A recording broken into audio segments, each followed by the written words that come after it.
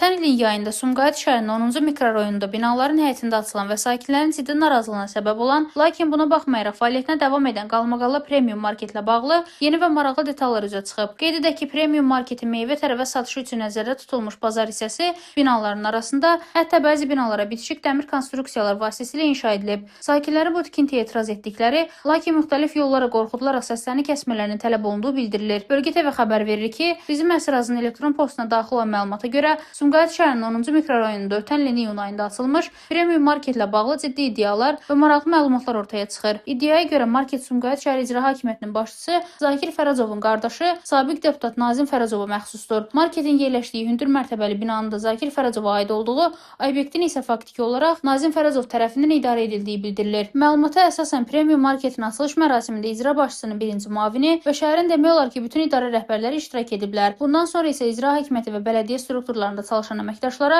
gündəlik bazarlığı yalnız bu marketdən etmələri ilə bağlı göstəriş verildiyi iddia olunur. Şahidlərin sözlərinə görə əməkdaşlara xüsusi endirim kartları paylanıb və həmin kartlar vasitəsilə kimin nə qədər alış-veriş etdiyinə nəzarət edilir. Bildirilir ki, bu şəxslər ayda minimum 500 manatlıq alış-veriş etməyə məcbur ediliblər. Digər ciddi iddia isə marketin yerləşdiyi binanın yanındakı piyada yolunun zəbt edilərək obyektə birləşdirilməsi ilə bağlıdır. Məlumata görə sakinlər məsələ ilə bağlı müxtəlif qurumlara dəfələrlə şikayət etsələr də heç bir tədbir görülməyib. Bundan başqa binanın su anbarının üzərində meyvə-tərəvəz bazarının salındığı da vurğulanır. Premium Marketin Sumqayıtda meyvə-tərəvəzi ən ucuz satan marketlərdən biri olması da diqqət çəkir. Bu ucuzluğun səbəbi ilə bağlı isə daha ciddi iddialar səsləndirilir. Bildirilir ki, küçə ticarəti zamanı müsadirə olunan meyvə-tərəvəz məhsulları birbaşa həmin marketə daşınır və ucuz qiymətə satışa çıxarılır. Marketdə çalışan şəxslərin sözlərinə görə bəzi hallarda müxtəlif yeşiklərdə meyvələr qəfil gətirilir. Sayılmadan və rəsmi uçota alınmadan birbaşa piştaxtalara düzülür. Hətta ötən həftə küçə ticarəti ilə məşğul olan bir şəxsin marketə gələrək qalmaqal yaratdığı, yeşiklərdəki məhsulun ona məxsus olduğunu iddia etdiyi deyilir. Şəxs yeşiklərin üzərində öz əl izləri və işarələrinin qaldığını bildirsə də bunu sübut edə bilməyib və ərazidən uzaqlaşdırılıb. Qeyd edək ki, son hadisələrdən sonra küçə ticarəti məhsullarının müsadirənin dayandırıldığı, bunun fonunda isə Premium Marketdə durğunluq yarandığı bildirilir. Mənbələr qeyd edir ki, hazırda qiymətlər də yüksəlib, çünki əvvəlki kimi müsadirə olunmuş məhsullar marketə gətirilmir. Sumqayıtda baş verən digər hallarla bağlı növbəti günlərdə ətraflı məlumat verəcəyik. Qarşı tərəfin mövqeyini dərc etməyə hazırıq.